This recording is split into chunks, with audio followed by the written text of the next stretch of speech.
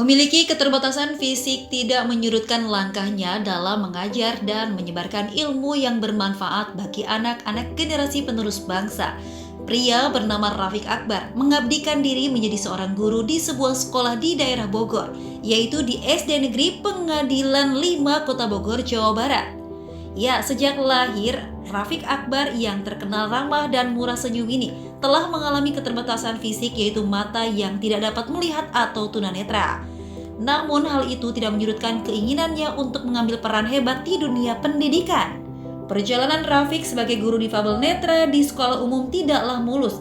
Ia menghadapi berbagai tantangan dan rintangan, mulai dari keterbatasan akses dan fasilitas sebagai guru difabel, menyesuaikan metode belajar, hingga keraguan dari orang yang ia terima, baik rekan sesama guru atau orang tua murid, karena keterbatasan fisik yang ia miliki.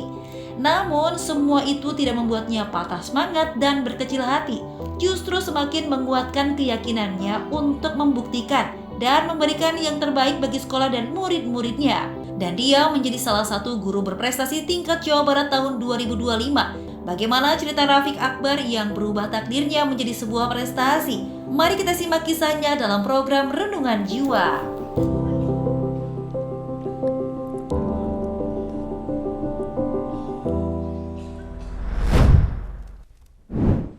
Masya Allah, sahabat jiwa, itu dia profil singkat dari narasumber kita pada malam hari ini, yakni Bapak Rafiq Akbar. Sudah ada di tengah-tengah sini Pak Rafiq dan dua guru kita, ada Ustadz Abi Maki dan juga Coach Akil Baihaqi.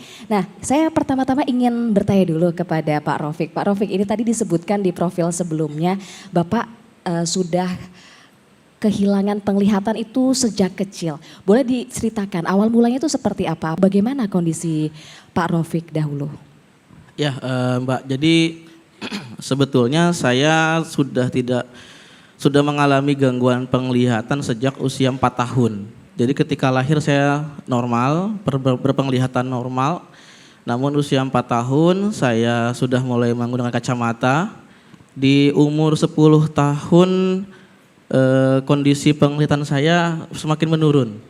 Lalu dibawa ke dokter dan dokter mengatakan namanya itu diagnosanya ablasio retina. Jadi ada cairan di retina yang rembes keluar dan tidak mampu meneruskan cahaya yang ditangkap ke otak. Kemudian saya divonis untuk operasi. Saya sudah dioperasi, namun setelah 2 tahun pasca operasi justru penglihatan saya menghilang semua. Totally blind, jadi blank, tidak bisa melihat objek ataupun cahaya sampai hari ini, Mbak. Seperti itu. Ya, tapi yang saya tahu juga Pak Rafiq ini sukses dalam pendidikan. Bahkan menempuh pendidikan hingga S2 sampai saat ini menjadi seorang pengajar atau guru. Nah, mungkin boleh diceritakan juga ke sahabat jiwa Pak Rafiq, bagaimana perjalanan Bapak sampai bisa bersekolah sampai tingkat S2 dan juga menjadi guru seperti sekarang? Ya, saya memang ketika tidak bisa melihat itu kondisinya akan lulus SD saat itu. Tapi alhamdulillah dengan kebijaksanaan guru kelas saya mampu lulus. Dan sebetulnya setelah saya lulus SD, saya sudah putus asa. Saya ingin bersekolah di sekolah khusus atau yang mungkin kita kenal SLB ya. Tetapi hasil konsultasi saya dengan beberapa konseling, saya dinyatakan tidak perlu sekolah di sekolah SLB karena yang saya alami hanya keterbatasan penglihatan saja. Nah, sehingga saya dimotivasi untuk melanjutkan sekolah di sekolah umum. Ya sudah, akhirnya saya melanjutkan ke SMP umum, SMA umum.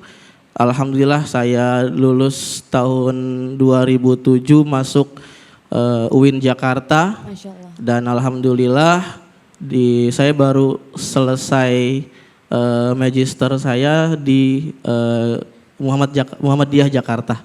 Masya Allah. Seperti itu.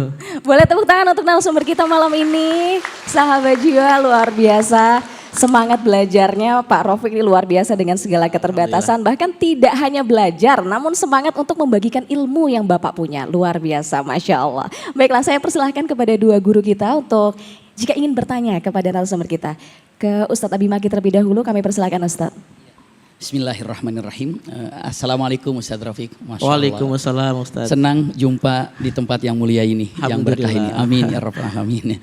Izin bertanya punten, mungkin pernah dalam satu peristiwa mungkin ada teman ataupun sekeliling yang memandang sebelah mata atau meremehkan sehingga mungkin ada tersinggung dalam perilaku mereka. Andai pernah terjadi, kira-kira apa yang membuat Ustadz ini justru hal ini malah menjadikan bangkit seperti ini dan luar biasa mendapatkan keberhasilan yang luar biasa. Hal ini pasti ada sesuatu yang membuat Ustadz ini menjadi Masya Allah hal yang sekarang kita lihat saat ini. Silakan Ustadz Rafiq, jazakumullah khair, punten.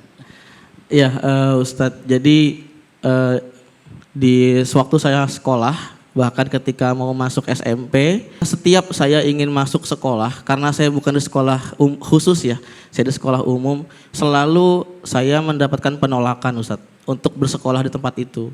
Dengan alasan apa? Alasannya sangat klasik, sekolah tidak memiliki fasilitas yang memadai, tidak memiliki sarana prasarana yang memadai untuk siswa seperti saya. Saya jawab balik, justru karena tidak ada siswa seperti saya Pak, makanya tidak ada fasilitasnya. Kalau saya hadir di sekolah ini, Bapak bisa mengajukan kepada Dinas Pendidikan. Jadi setiap masuk SMP saya ditolak. Kemudian saya didampingi oleh diadvokasi lah ya istilahnya oleh salah satu NGO. Mau masuk SMA juga seperti itu, selalu ditolak juga. Tetapi dengan penolakan-penolakan itu saya berusaha untuk bisa menunjukkan diri saya bahwa saya juga bisa bersaing dengan teman-teman saya yang normal. Ternyata setelah saya lulus SMP tersebut secara terbuka berani menerima siswa tunanetra setelah saya, karena mereka merasa berhasil meluluskan alumninya sebagai tunanetra seperti saya. SMA pun seperti itu. Saya juga awal ditolak mau masuk SMA, kemudian saya lulus dengan nilai yang tidak mengecewakan. SMA saya juga akhirnya terbuka untuk menerima siswa tunanetra. Begitupun sampai saya kuliah, bahkan sekarang saya sudah menjadi guru di sekolah pun saya sendiri tunanetra. Dan kalau di lingkungan sekolah banyak cerita dari guru-guru senior gimana tunanetra mengajar gitu. Di sekolah yang umum yang muridnya bukan disabilitas gitu. Ternyata ketika saya lagi bikin absen, saya sedang memasukkan nilai siswa saya di Excel, di Microsoft Excel. Diam-diam banyak guru yang ngintip Ustadz. Guru diam-diam dari belakang banyak yang ngeliatin layar laptop saya gitu. Kok bisa dia masukin nilai sendiri gitu? Kok bisa dia bikin materi sendiri gitu ya? Ternyata mereka baru tahu bahwa saya pun bisa mengerjakan apa yang mereka kerjakan. Bahkan banyak guru senior yang tidak bisa menggunakan laptop, saya sudah bisa Ustadz. Seperti itu.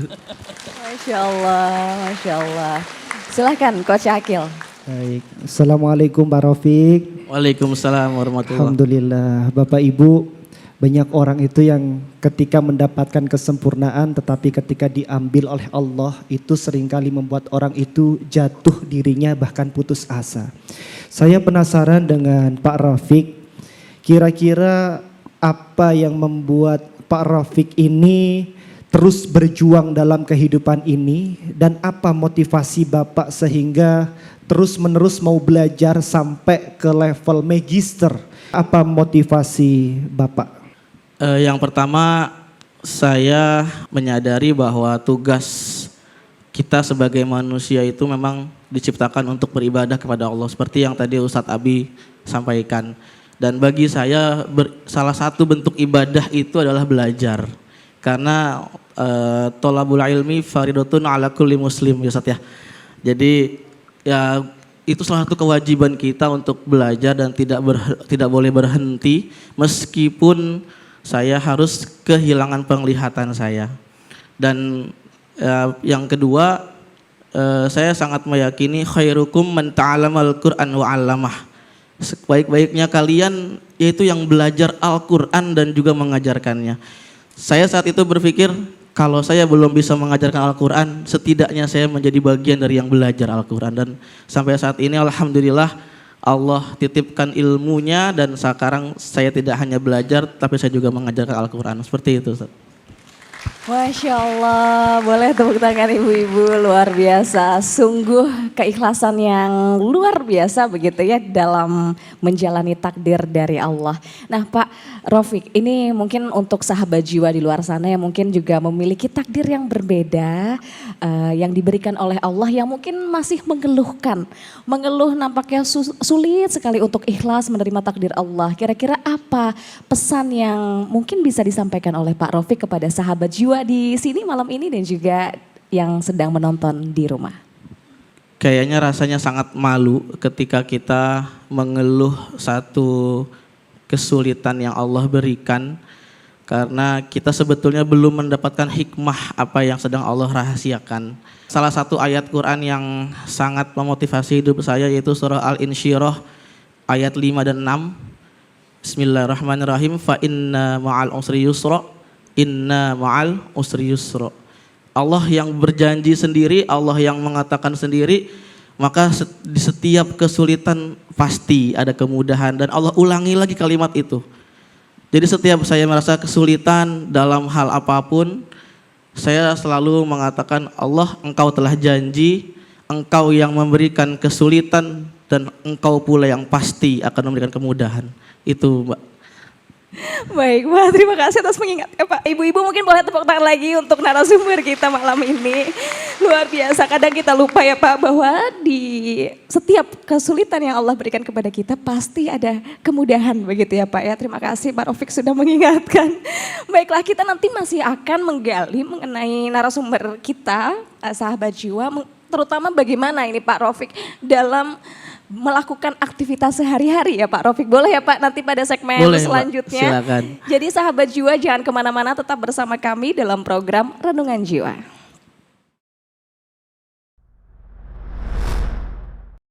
Dunia ini menyenangkan saat menerima takdir Allah. Masya Allah, betul loh. Luar biasa.